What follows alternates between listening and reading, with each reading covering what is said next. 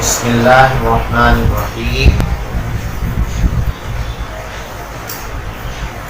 وبه قال حدثنا موسى بن اسماعیل قال اخبرنا ابو عوانہ قال حدثنا موسى بن ابي عائشة قال حدثنا سعيد بن جبير عن ابن عباس رضي الله عنهما في قوله تعالى لا تحرك به لسانك لتعجل به قال كان رسول الله صلى الله عليه وسلم يعالج من التنزيل شدة وكان مما يحرك شفتيه فقال ابن عباس رضي الله عنهما فأنا أحركهما لك كما كان رسول الله صلى الله عليه وسلم يحركهما وقال سعيد أنا أحركهما كما رأيت ابن عباس يحركهما فحرك شفتيه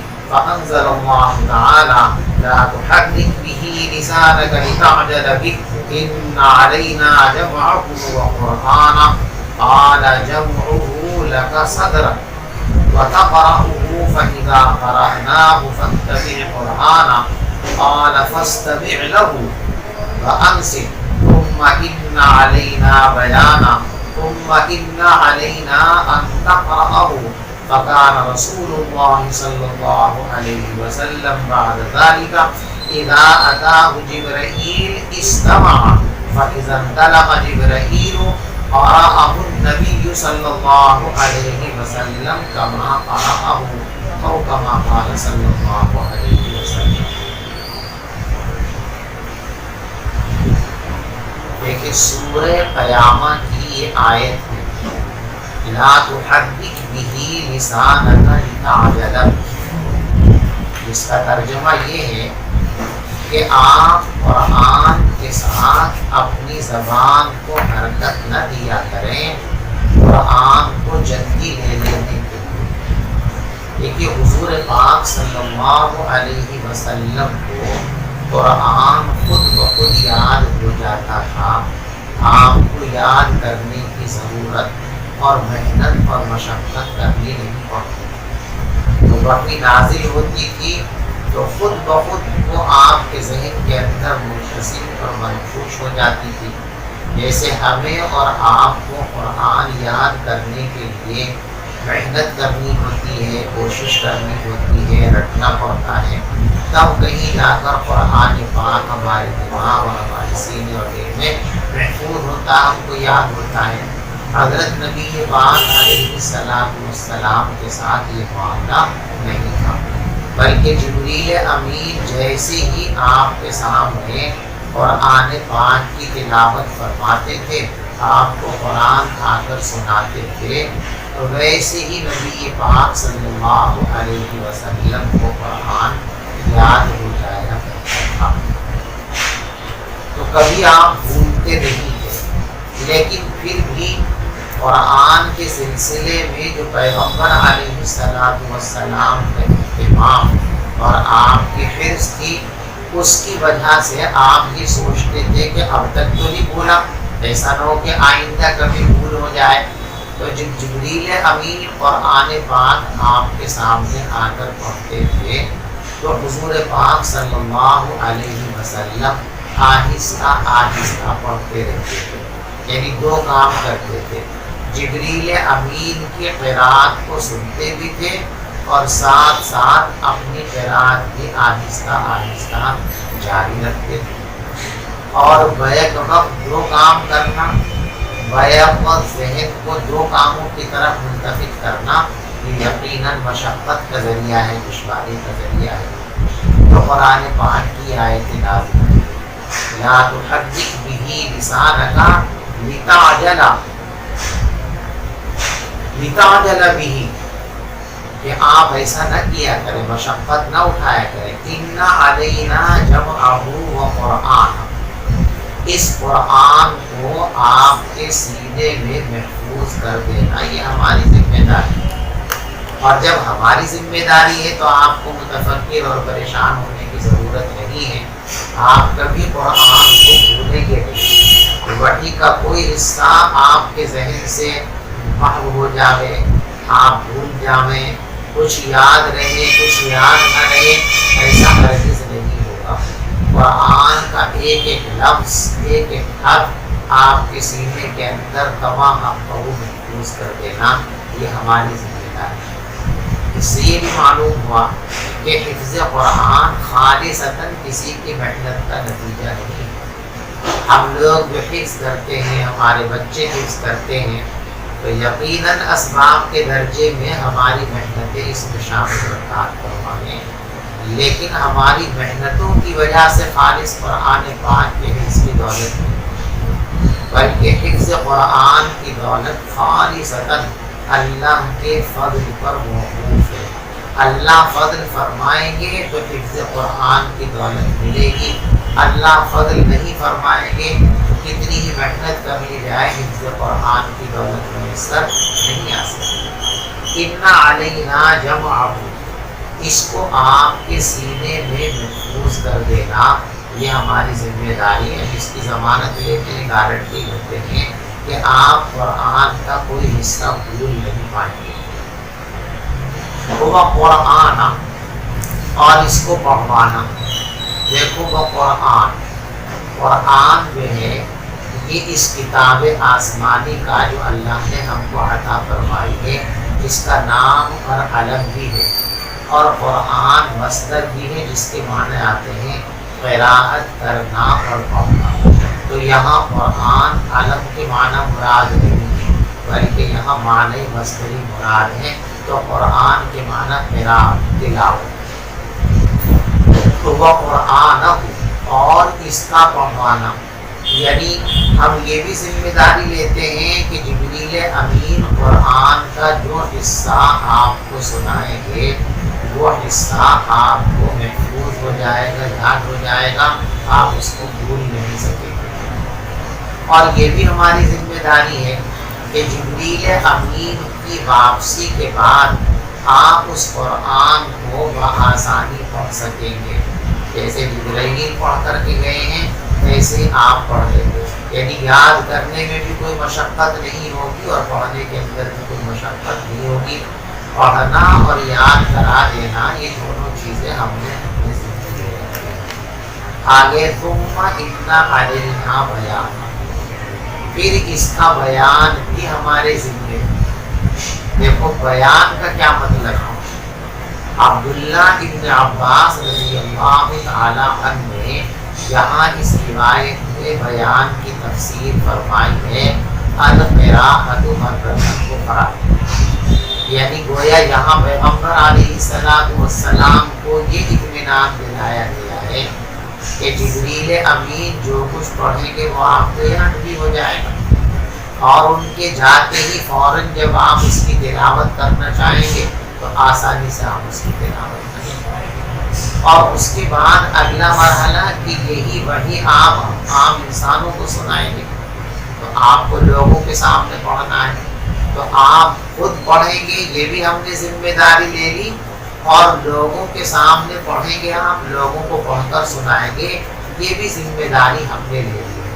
تو بیان کا مطلب ہے القراءۃ مرۃ اخری، کہ پہلی مرتبہ جبریل امین جب اپنی قراءت سے فارغ ہو جائے تو آپ فوراً پڑھیں گے، اس کے بعد لوگوں کو پڑھ کر سنائیں گے۔ تو پڑھنا علیحدگی میں وحی کے آنے کے بعد فوراً پڑھنا اور پھر لوگوں کو پڑھ کر کے سنا دینا۔ تو بیان کا مطلب لوگوں کو قرآن پڑھ کر سنانا۔ یہ عبداللہ ابن عباس رضی اللہ تعالیٰ کی تفسیر ہے، لیکن جمہور محدثین اور محققین کی رائے یہ ہے کہ بیان کا مطلب ہے قرآن کے معانی اور مضامین کو آپ کے سینے پر کھول دینا، یعنی تفسیر قرآن۔ یعنی اللہ نے 3 چیزوں کا وعدہ فرمایا۔ نمبر 1 قرآن آپ کو بغیر محنت کے یاد ہو جائے گا، نمبر 1 بغیر مشقت اور بغیر رکاوٹ کے آپ اس کو پڑھنے پر قادر ہوں گے، نمبر 3 کہ جو کچھ بھی قرآن میں ہے اس کے معنی، اس کے مفہوم، اس کے مضمون کو ہم آپ کے دل پر واضح اور منتشر کر دیں گے، آپ کو کسی سے پوچھنے کی ضرورت پیش نہیں آئے گی۔ چنانچہ کسی ایک روایت کے اندر بھی ایسا نہیں ہے کہ نبی پاک صلی اللہ علیہ وسلم نے وحی آنے کے بعد قرآن کی آیت کو سننے کے بعد جبریل امین سے یہ پوچھا ہو کہ آپ جو یہ آیات لے کر کے آئے ہیں ان آیات کا مطلب کیا ہے، ان آیات کی تفسیر کیا ہے، ان آیات میں کیا مضمون بیان کیا گیا ہے. کبھی بھی نبی پاک صلی اللہ علیہ وسلم نے جبریل امین سے یہ دریافت نہیں کیا. اس لیے معلوم ہوا کہ یہ کام بھی اللہ کے ذمہ تھا. تو اب دیکھیے حفظ قرآن، تلاوت قرآن اور تفسیر قرآن، اس آیت کریمہ کے اندر نبی پاک صلی اللہ علیہ وسلم کو ان تینوں باتوں کی ضمانت کا یقین دلایا گیا کہ آپ کو نہ حفظ قرآن کے لیے متفکر اور پریشان ہونے کی ضرورت ہے، نہ تلاوت و قرأت قرآن کے لیے متفکر اور پریشان ہونے کی ضرورت ہے، اور نہ اس کے مضمون کے سلسلے میں آپ کو متفکر اور پریشان ہونے کی ضرورت ہے. حفظ کی ذمہ داری بھی ہماری ہے، تلاوت کی ذمہ داری بھی ہماری ہے، اور اس کی تفسیر کی ذمہ داری بھی ہماری ہے. تو بیان کے معنی تفسیر قرآن، قرآن کے معانی اور مضامین کو واضح کرنا اور کھول دینا، یہ ذمہ داری بھی اللہ تبارک و تعالیٰ نے لے رکھی ہے. یہاں ایک سوال یہ ہے کہ جو سورہ قیامہ میں یہ آیت آئی ہے لا تحرک به لسانک لتعجل به ان علینا جمعه وقرآنہ فاذا قرأناه فاتبع قرآنہ ثم ان علینا بیانہ. اس آیت کا ماخذ، اس سے ربط اور جوڑ کیا ہے؟ قرآن پاک کی ہر آیت کا ما قبل سے اور ما بعد سے معنوی ربط ہے. حضرات مفسرین نے بڑی محنت کے بعد ان ساری چیزوں کو بیان فرمایا ہے کہ اس آیت کا پہلی والی آیت سے معنوی اعتبار سے کیا رشتہ اور مناسبت ہے، اور اس کے بعد جو آیت آ رہی ہے اس سے اس آیت کا کیا رشتہ اور مناسبت ہے. یہ مستقل ایک تفسیر کا کام ہے جو مفسرین نے کیا ہے اور اس کو بیان کیا ہے. تو یہاں جو یہ آیت کریمہ ہے اس سے پہلے آیت ہے بلی انسان علی نفسہ بصیرہ ولو القی معاذیرہ. انسان خود اپنی حالت سے واقف ہے اگرچہ وہ حیلے اور بہانے پیش کرے، لیکن حقیقت یہ ہے کہ وہ سب جانتا ہے کہ وہ کیا کر کے آئے. یعنی قیامت کے دن انسان کے سامنے اس کی ساری زندگی حاضر کر دی جائے، پوری زندگی کی فلم اس کے سامنے ہوگی. وہ کسی ایک چیز کو بھی بھول نہیں پائے گا. دنیا کے اندر بہت سارے ایسے کام ہیں جو ہم کرتے ہیں اور کرنے کے بعد بھول جاتے ہیں. کچھ کام ہم نے کیے ہیں وہ ہم کو یاد ہیں، کچھ کام ہم نے کیے ہیں کہ ہم کو بھول جاتے ہیں. لیکن یہ بھول کی جو نعمت ہے یہ قیامت کے دن ختم کر دی جائے گی. انسان نے اپنی 50 سالہ 60 سالہ 70 سالہ 100 سالہ زندگی کے اندر جو کچھ بھی کیا ہے وہ قیامت کے دن اس کو خود بخود یاد آ جائے گی، یاد دلانے کی ضرورت نہیں ہوگی. تو جب سب کچھ اس کے سامنے ہوگا تو خود اس کو یہ اندازہ ہوگا کہ میری کس حرکتیں ہیں اور میں کس چیز کا حقدار ہوں. لیکن پھر بھی کفار و مشرکین اللہ کے سامنے عذر بارد لائیں گے کہ ہمیں تو انہوں نے بہکا دیا تھا، ہمیں تو انہوں نے بہکا دیا تھا، ہمیں تو یہ پتہ نہیں چلا تھا، ہمارے پاس تو کوئی ڈرانے والا نہیں آیا تھا. تو وہ اس سے واقف ہوں گے لیکن پھر بھی بہانے بنائیں گے، اور ان کے بہانے کیا ہوں گے؟ بے بنیاد ہوں گے. تو پچھلی آیت کے اندر یہ بیان کیا گیا ہے بلی انسان علی نفسہ بصیرہ ولو القی معاذیرہ کے اندر کہ قیامت کے دن جو عذر پیش کریں گے کفار و مشرکین ان کا وہ عذر بے بنیاد ہوگا، حقیقت سے اس کا کوئی تعلق نہیں ہوگا.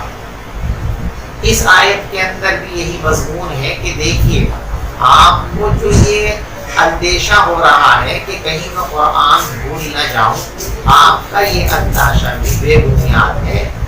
اس لیے کہ اس سے پہلے جو آپ پر وحی آئی ہے کبھی آپ بھولے؟ جب کبھی نہیں بھولے تو آگے کیسے بھول جائیں گے؟ تو بھول جانے کا یہ اندیشہ بے بنیاد ہے۔ جیسے کفار و مشرکین کے وہ آزار جو ہوں گے، جو وہ ایمان نہ لانے کے سلسلے میں، نبیوں کی بات نہ ماننے کے سلسلے میں اللہ تبارک و تعالیٰ کے سامنے پیش کریں گے، وہ عذر بے بنیاد ہوں گے۔ اسی طریقے سے آپ کا یہ ڈر، آپ کا یہ خوف، آپ کا یہ فکر اور اندیشہ کہ کہیں بھول نہ جاؤ، یہ اندیشہ بھی بے بنیاد ہے۔ آپ جیسے پہلے کسی وحی کو نہیں بھولے ہیں، آئندہ آنے والی جو وحی ہے اس کو بھی آپ کبھی نہیں بھولیں گے۔ اس لیے آپ کو اس سلسلے کے اندر متفکر اور پریشان نہیں ہونا چاہیے، بلکہ اطمینان رکھنا چاہیے کہ قرآن آپ کو یاد بھی ہوگا، قرآن آسانی سے آپ کی زبان سے پڑھا بھی جائے گا، اور آپ کو سہولت لوگوں کے سامنے قرآن پاک کی تفسیر اور اس کے معانی اور مفاہیم کو بھی بیان کر سکیں گے۔ آپ کو ان تینوں کاموں میں کسی طرح کی مشقت، کوئی الجھن، کوئی دشواری اور رکاوٹ پیش نہیں آئے۔ تو یہ آیت کریمہ کی تفسیر ہے جس کو یہاں پر پیش کیا گیا ہے۔ سوال یہ پیدا ہوتا ہے کہ اس آیت کریمہ کی تفسیر پر جو مشتمل یہ حدیث ہے، اس کو کتاب الوحی کے اندر لانے کی کیا ضرورت تھی؟ کتاب الوحی سے اس کی کیا مناسبت ہے؟ اس کا جواب یہ ہے کہ دیکھو، ہم نے شروع میں بتایا تھا کہ یہاں بدء بمعنی ابتدا نہیں ہے، بلکہ بدء بمعنی احوال ہے، کہ از ابتدا تا انتہا وحی کے سلسلے میں جو احوال اور کیفیات پیش آئے ہیں، ان احوال اور کیفیت کا بیان اس باب کے اندر کیا جائے گا۔ تو یہاں بھی وحی کی ایک کیفیت کا بیان ہے کہ کبھی کبھی وحی کی کیفیت یہ ہوتی تھی، وحی آنے پر کبھی کبھی یہ حال بھی ہوتا تھا کہ آپ ساتھ ساتھ پڑھتے رہتے تھے، پھر آپ کو استعمال کیا۔ تو یہ بھی احوال وحی میں سے ایک حال ہوا نا، اور جب احوال وحی میں سے ایک حال کا بیان یہاں پر ہے تو پھر اس کی باب سے مناسبت ہو گئی ہے، اس لیے کہ باب ہے اس لیے کہ وحی کے تمام احوال از ابتدا تا انتہا بیان کر دیے جائیں، اس کو پیش کر دیے جائیں۔ بات سمجھ میں آ گئی؟ اب اس آیت کو آپ روایت کو دیکھیے، ترجمہ اور ساتھ ساتھ جو ضروری تشریحوں کی بات ہے۔ موسیٰ ابن اسماعیل فرماتے ہیں کہ ہم سے بیان کیا ابو عوانہ نے، اور وہ فرماتے ہیں کہ ہم سے حدیث بیان کی موسیٰ ابن ابی عائشہ نے، اور وہ فرماتے ہیں کہ ہم سے حدیث بیان کی سعید ابن جبیر رحمۃ اللہ علیہ نے، اور وہ نقل کرتے ہیں عبداللہ ابن عباس رضی اللہ تعالی عنہما سے، اللہ کے قول لا تحرک به لسانک لتعجل به کی تفسیر کے سلسلے میں فرماتے ہیں۔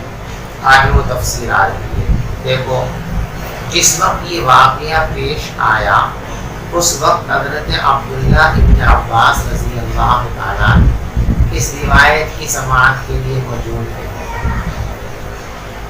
کہ انہوں نے حضور کو ایسا کرتے ہوئے دیکھا ہو، یہ کیفیت آپ کے سامنے آئی ہے، بلکہ حضور پاک صلی اللہ علیہ وسلم نے یا صحابہ میں سے کسی نے یہ بات ان کو بعد میں بتائی، تو بعد میں بتائی گی اس واقعے پر عبداللہ ابن عباس موجود نہیں تھے۔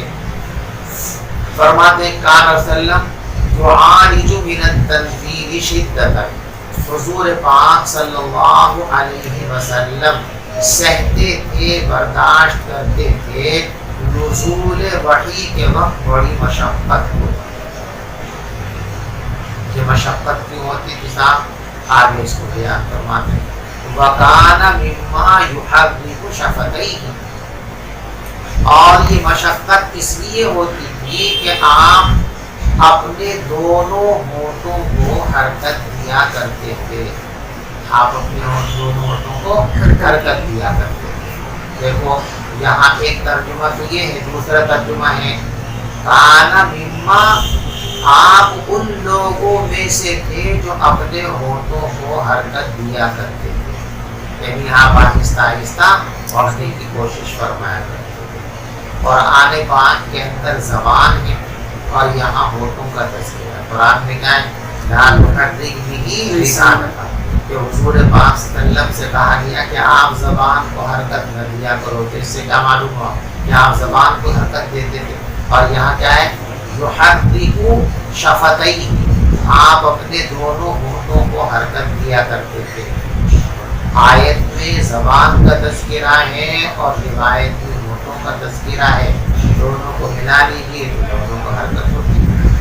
جب آدمی پڑھتا ہے تو پڑھتے وقت زبان بھی ہلتی ہے، حرکت کرتی ہے، اور ہونٹ بھی ہلتے ہیں اور حرکت کرتے ہیں. اس لیے ایک بات کو قرآن میں بیان کر دیا گیا، ایک بات کو حدیث کے اندر بیان کر دیا گیا. تو قرآن و حدیث کے بیان میں کوئی اختلاف نہیں ہے، بلکہ دونوں نے دونوں کیفیتوں کو، دونوں چیزوں کو، دو حالتیں پیش آئی تھی، ایک حالت کا بیان قرآن پاک میں ہے، ایک حالت کا بیان حدیث پاک میں ہے. وَكَانَ مِمَّا يُحَرِّكُ شَفَتَيْهِ فَقَالَ ابن عباس. دیکھو یہ بیان فرما دی اس کی تفسیر میں کہ آپ کو بڑی مشقت ہوتی تھی، اس مشقت سے آپ کو بچانے کے لیے حکم نازل کیا گیا کہ آپ اپنی زبان کو نہ ہلایا کریں، یعنی آہستہ آہستہ نہ پڑھا کریں، خاموش نہ کریں، سنا کریں قرآن پاک کو. فقال ابن عباس رضی اللہ عنہما فَأَنَا أُحَرِّكُهُمَا لَكَ كَمَا كَانَ يُحَرِّكُهُمَا. ابن عباس رضی اللہ تعالی عنہما فرماتے ہیں کہ میں تم کو دونوں ہونٹ ہلا کر دکھاتا ہوں جس طریقے سے پیغمبر علیہ السلام دونوں ہونٹوں کو ہلایا کرتے تھے. کہ حضور پاک صلی اللہ علیہ وسلم کی احادیث کی حفاظت کا جو انداز صحابہ کرام نے اور بعد کے محدثین نے اختیار کیا ہے وہ انوکھا اور نرالا ہے اور دنیا میں اپنی مثال کا.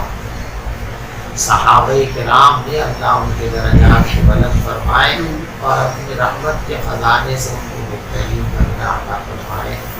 حضور پاک صلی اللہ علیہ وسلم کی تعلیمات کو کس طرح انہوں نے محفوظ کیا ہے؟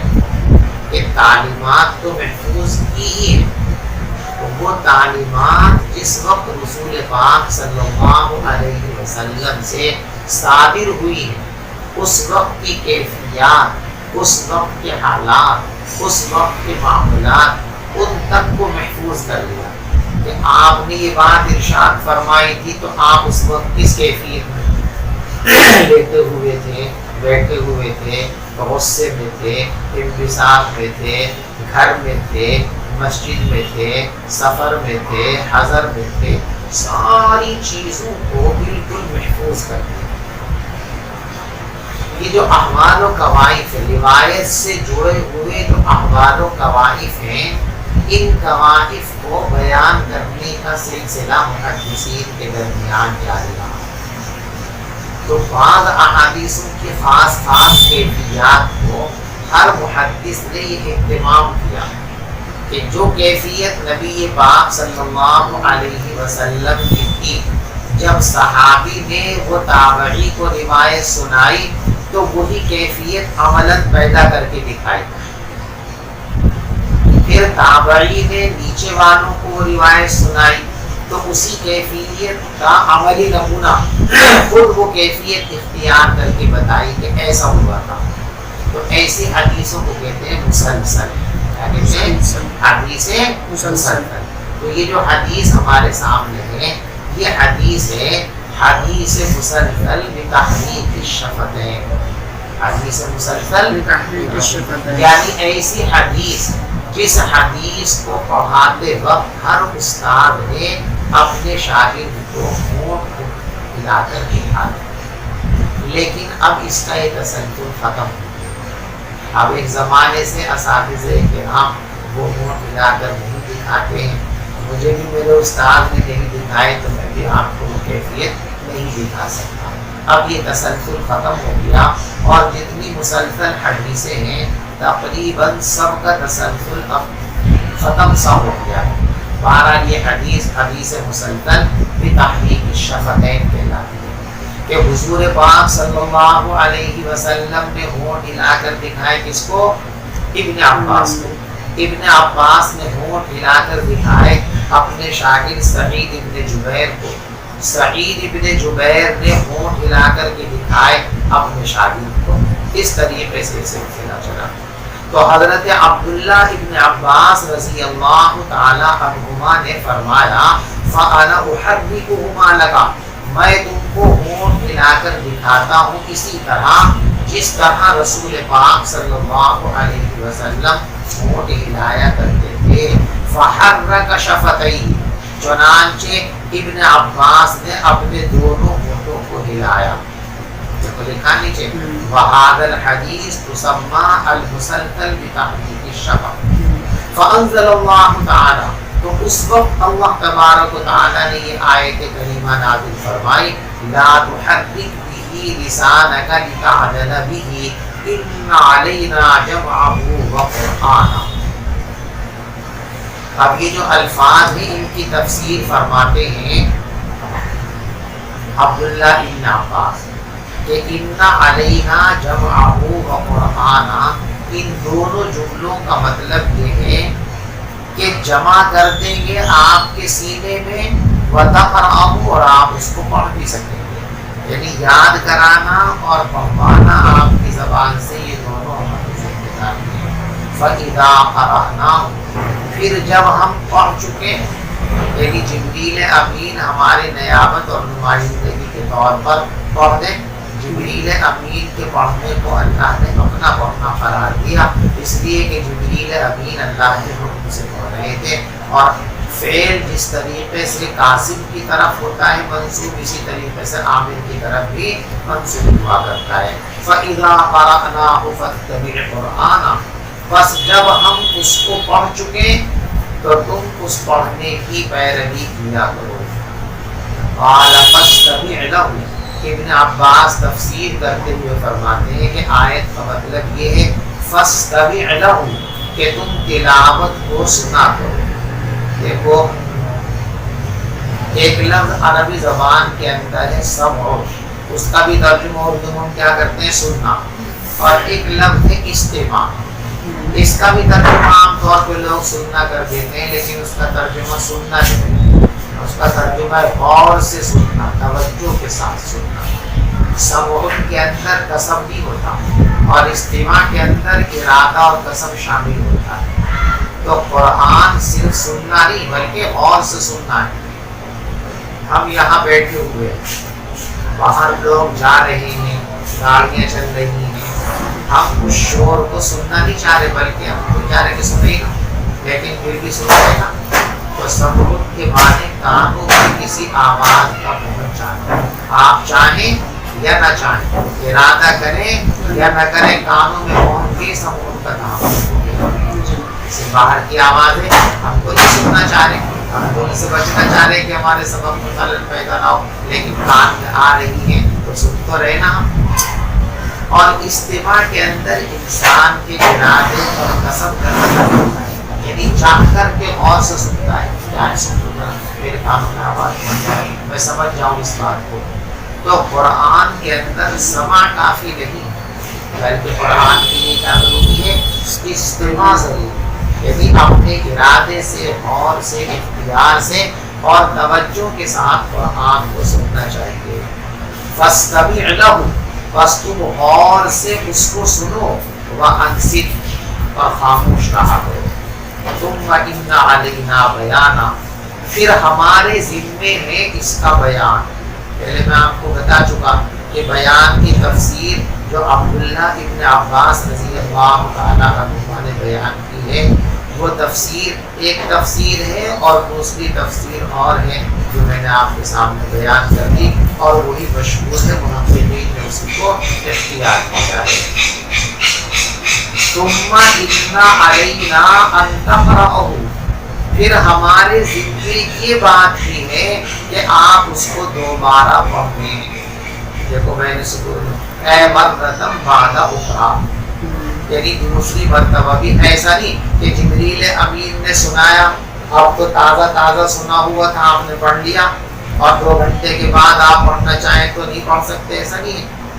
جبریل امین کے سنانے کے فوراً بعد بھی سہولت سے پڑھیں گے، اور کل پرسوں ترسوں نرسوں پوری زندگی جب چاہیں گے جتنا چاہیں گے، آپ کو کبھی بھی پڑھنے کے اندر دشواری تو ان علینا جمعہ و قرآن کے اندر قرآن سے مراد ہے القراءۃ فی المرۃ الاولی، اور ثم ان علینا بیانہ کے اندر بیان سے مراد ہے القراءۃ مرۃ اخری، دوبارہ پڑھنا۔ یہ عبداللہ ابن عباس رضی اللہ تعالیٰ عنہ کی تفسیر ہے، لیکن دیکھو نیچے دیکھو وہی المراد ثم ان علینا بیان مجملاتہ و توضیح مشکلاتہ، اور یہ بھی کہا گیا ہے کہ مراد اس آیت کی یہ ہے کہ پھر ہمارے ذمے ہے قرآن کی مجمل باتوں کو کھول دینا اور مشکل باتوں کی وضاحت کر دینا۔ یعنی بیان کا مطلب ہے تفسیر قرآن، کہ قرآن کو پڑھوانا یہ بھی ہمارے ذمے ہے، اور قرآن کی تفسیر آپ کے ذریعے کرا دینا یہ بھی ہمارے ذمے ہے۔ اس لیے آپ کو نہ حفظ کے سلسلے میں متفکر ہونے کی ضرورت ہے، نہ آپ کو قرات کے سلسلے میں متفکر ہونے کی ضرورت ہے، اور نہ بیان اور تفسیر کے سلسلے میں آپ کو کسی اندیشے کا شکار ہونے کی ضرورت ہے۔ یہ سب ذمہ داری ہماری ہے۔ فقال رسول اللہ، تو پیغمبر علیہ الصلوۃ والسلام اس کے بعد جب بھی جبریل امین آپ کے پاس آتے تھے استمع، تو وحی کو اور قرآن کی آیتوں کو غور سے سنا کرتے تھے۔ فَإِذَا انْطَلَقَ جِبْرِیلُ، اور جب جبریل امین واپس چلے جاتے تھے قرأہ النبی صلی اللہ علیہ وسلم کما قرأہ، تو پھر پیغمبر علیہ الصلوۃ والسلام قرآن کی تلاوت فرمایا کرتے تھے اسی طرح جس طرح جبریل امین نے اس کی تلاوت کی۔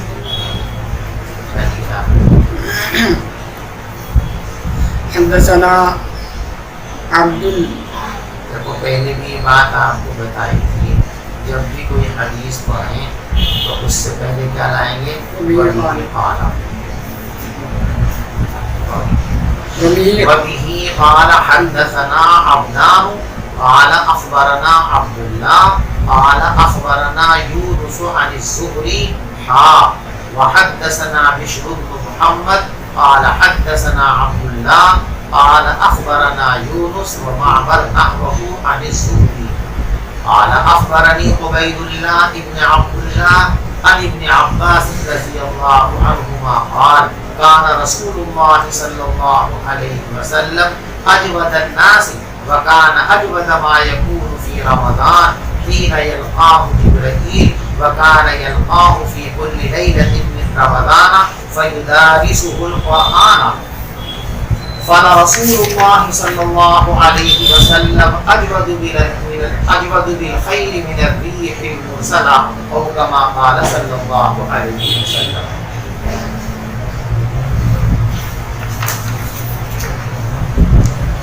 دیکھیے اس روایت کی جو سند ہے اس میں آپ دیکھ رہے ہیں کہ بیچ پہ یہ ہا آیا ہے، یہ ہا تحویل کا مخفف ہے۔ عربی زبان کے اندر بھی اور زبانوں کے اندر بھی ایسا ہوتا ہے کہ کوئی پورا لفظ بولنے اور لکھنے کی بجائے اس پورے لفظ کا کوئی ایک حرف لکھ دیا جاتا ہے جس سے اس پورے لفظ کی طرف اشارہ ہو جاتا ہے۔ آج کل تو یہ چیز بہت عام ہے انگریزی میں خاص طور سے۔ عربی زبان کے اندر بھی یہ سلسلہ ہے، اور عربی زبان کی یہ خصوصیت ہے کہ پورے لفظ پر ایک حرف کے ذریعے دلالت کی ہو جاتی ہے، اور عربی زبان کے اندر ایک خاص کمال یہ بھی ہے کہ ایک بڑے جملے کو ایک لفظ کے اندر تبدیل کر دیا جاتا ہے۔ جیسے بسم اللہ الرحمن الرحیم، یہ پورا بڑا جملہ ہے، اب اس کو بسملہ بسملہ یبسملو بسملہ معنی بسم اللہ الرحمن الرحیم، تو اب پورے جملے کو ایک لفظ میں سمجھ لیا گیا۔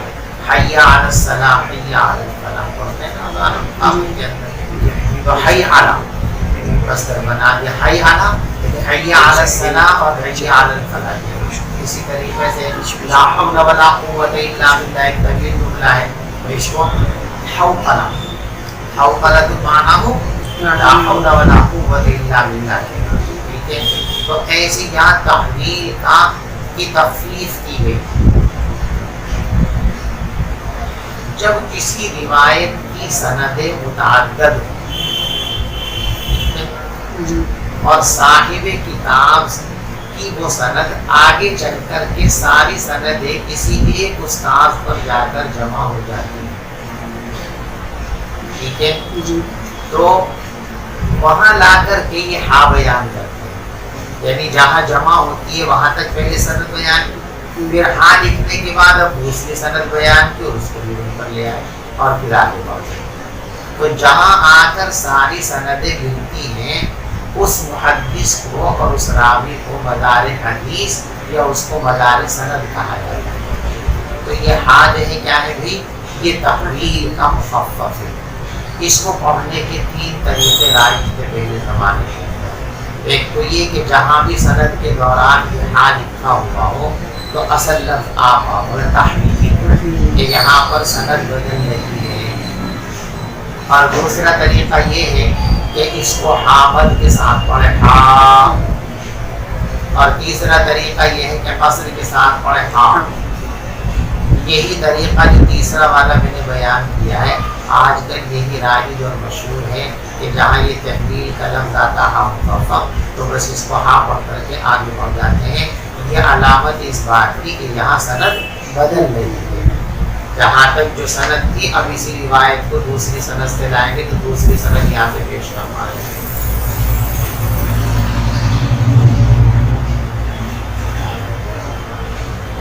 تو اب ایک سند امام بخاری رحمۃ اللہ علیہ کی یہ ہے کہ آپ کے استاد ہیں عبدان، اور عبدان کے استاد ہیں عبداللہ، اور عبداللہ کے استاد ہیں یونس، اور یونس کے استاد ہیں زہری۔ اور دوسری سند امام بخاری رحمۃ اللہ علیہ کے استاد ہیں بشر ابن محمد، اور بشر ابن محمد کے استاد ہیں عبداللہ، اور عبداللہ کے استاد ہیں یونس، اور یونس کے استاد ہیں معمر، اور معمر کے استاد ہیں زہری۔ اب یہاں زہری پر آ کر دونوں سندیں مل گئی۔ آسم شریف میں آگے تو یہ آئندہ آپ کو یہ دھیان رکھنا ہے، جہاں بھی ہاں آئے گا 20 سند میں تو اس کا مطلب ہے تحویل، یعنی یہ بیان کرنا ہوتا ہے کہ یہاں دوسری سند بیان کی جا رہی، سند یہاں سے بدل رہی ہے۔ حضور پاک صلی اللہ علیہ وسلم کی حالت بیان کی ہے اس روایت میں حضرت عبداللہ ابن عباس رضی اللہ تعالیٰ عنہ، اور وہ حالت یہ بیان کی کہ حضور پاک صلی اللہ علیہ وسلم فطرتاً سخی، ایسا نہیں کہ کسی عارضے کی وجہ سے وقتی طور پر کسی جذبے کی وجہ سے سخاوت کا اظہار ہو نہیں سکی، کہ آدمی فطرتاً سخی نہیں ہوتا، کبھی کبھی جوش میں آیا، جذبے میں آیا تو اسے دے دیے اور بعد میں بنا کے چپ لگا جائے تو اچھا تھا، مجھے تو یہ ضرورت تھی، مجھے تو وہ ضرورت تھی، شیطان کو چھوٹے لگاتا ہے۔ تو کچھ سخی ایسے ہوتے ہیں کہ ان کی سخاوت وقتی حالات اور جذبات یا خاص مواقع کی مرہون منت ہوتی ہے، اور کچھ سخی وہ ہوتے ہیں کہ ان کی سخاوت ان کا فطری ملکہ ہوتی ہے، فطرتاً وہ سخی ہوتے ہیں، کسی جذبے، کسی وقتی حالت یا کسی وقتی کیفیت کا شکار نہیں ہوتے، بلکہ ان کی فطرت میں سخاوت ہوتی ہے۔ تو رسول پاک صلی اللہ علیہ وسلم فطرتاً سخی تھے، اور سب سے بڑے سخی تھے، آپ سے بڑا سخی کوئی بھی نہیں تھا۔ چنانچہ خود مشکات میں آپ نے پچھلے سال روایت پڑھی نا کتاب العلم کے اندر، اللہ اجوج، کہ سب سے بڑے سخی تو اللہ ہے، اللہ سے بڑا سخی کوئی بھی نہیں ہو سکتا۔ اور پھر فرمایا کہ اللہ کے بعد تمام انسانوں میں سب سے بڑا سخی ہے، اور پھر فرمایا کہ میرے بعد سب سے بڑا سخی وہ ہے جو علوم نبوت کو حاصل کرے اور پھر ان علوم نبوت کی اشاعت کرے اور دوسروں کو پہنچائے، یہ پھر سب سے بڑا سخی ہے۔ تو حضور پاک صلی اللہ علیہ وسلم سب سے بڑے سخی تھے، ہم وقت آپ کی سخاوت کا دریا جاری رکھتا تھا، لیکن رمضان کا مبارک مہینہ آتا تھا تو آپ کی سخاوت پہلے سے بھی زیادہ بڑھ جاتی، اور زیادہ ہو جاتی. کیسی ہوتی تھی؟ کالریح المرسلہ. جیسے ہوا چلتی ہے نا، ہوا، دیکھو یہاں آپ کی سخاوت کو تشبیہ دی گئی ہوا کے ساتھ. اس تشبیہ کے اندر ہوتا ہے ایک تو یہ کہ ہوا جب چلتی ہے تو اس میں کسی کی تخصیص نہیں ہوتی کہ اس ہوا سے راحت فلاں کو ہوگی فلاں کو نہیں ہوگی، اپنوں کو ہوگی پرائے کو نہیں ہوگی، فلاں گلی والوں کو ہوگی فلاں محلے والوں کو. ایسا تو نہیں ہوتا. ہوا جب چلتی ہے تو سب کے لیے چلتی ہے، اس کا فیض اور فائدہ سب کے لیے ہے. ایسا نہیں کہ اس کو ہے اس کو نہیں ہے. تو کالریح المرسلہ کہ آپ کی سخاوت تو ہوا کی مانند ہوتی ہے. تو ایک تو ہوا سے تشبیہ دینے میں نقطہ یہ ہے کہ آپ کی سخاوت عام تھی، کسی طبقے کے لیے خاص نہیں. اپنے اور پرائے سب کو آپ نوازتے تھے. آپ کی سخاوت سے سارے لوگ فیضیاب ہوتے. جو آپ کے خدمت گزار تھے وہ بھی، جو خدمت گزار نہیں تھے وہ بھی، جو آپ کو مانتے تھے وہ بھی، جو آپ کو نہیں مانتے تھے وہ بھی. حتیٰ کہ جو لوگ آپ کو تکلیف پہنچاتے تھے، آپ کا دل دکھاتے تھے، آپ کی سخاوت سے وہ بھی فیضیاب ہوتے تھے، ان کو فائدہ پہنچاتے. تو کالریح المرسلہ اللہ کی طرف سے بھیجی گئی ہوا کی مانند آپ کی سخاوت ہوا کرتی. اور دوسرا نقطہ اس کے اندر یہ ہے کہ ہوا جب چلتی ہے تو تسلسل اس کے اندر ہوتا ہے نا. تو آپ کی سخاوت ایسی نہیں کہ اب اس کا ظہور ہو گیا پھر 6 مہینے تک نہیں ہوا، پھر ہو گیا پھر 6 مہینے نہیں ہوا، پھر 2 مہینے نہیں ہوا، آج ہے کل نہ. تسلسل ہمیشہ ہمیشہ ہمیشہ آپ کی سخاوت کا ذریعہ جاری ہوتا ہے. حتیٰ کہ آپ پر نہیں ہوتا تھا کچھ تو دوسروں کی ضرورت پوری کرنے کے لیے آپ قرضہ لے لیا کرتے. سخاوت آپ کی مسلسل جاری رہتی ہے. تو تسلسل اور عموم کی طرف اشارہ کرنے کے لیے آپ کی سخاوت کو یہاں ہوا سے تشبیہ کی گئی. بات سمجھ میں آ رہی؟ کہتے ہیں رمضان میں سخاوت اور بڑھ جاتی تھی. رمضان میں کیوں بڑھتی تھی؟ اس لیے کہ رمضان خصوصی عبادتوں کے سیزن کا مہینہ، موسم، نیکیوں کا موسم ہے. اور رمضان میں ہر نیکی کی قدر و قیمت بڑھ جاتی ہے. ایک مرتبہ سبحان اللہ کہنے کا مطلب 70 مرتبہ سبحان اللہ کہنا. ایک فرض پڑھنے کا مطلب 70 مرتبہ 70 فرائض کے برابر ہے.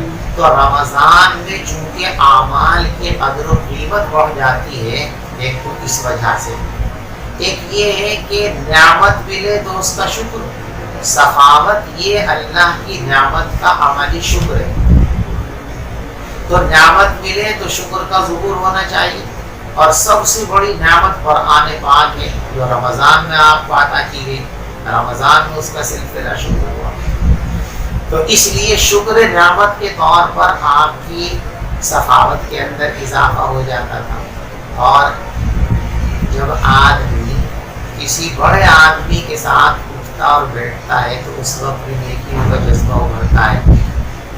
تو جبریل امین تشریف لاتے تھے، آپ کی آمد کا وقت ہوتا تو ظاہر بات ہے جبریل امین اللہ کے انتہائی مقرب ترین فرشتے ہیں. ایک معزز مہمان کی آمد ہے، اس اعتبار سے بھی سخاوت کا ظہور ہوتا تھا. بہرحال متعدد وجوہ کی بنیاد پر آپ کی جو سخاوت کا سلسلہ تھا رمضان میں وہ سلسلہ اور زیادہ دراز اور قوی اور مضبوط ہو جایا کرتا تھا. سخاوت میں آپ کی کثرت ہو جائے گی.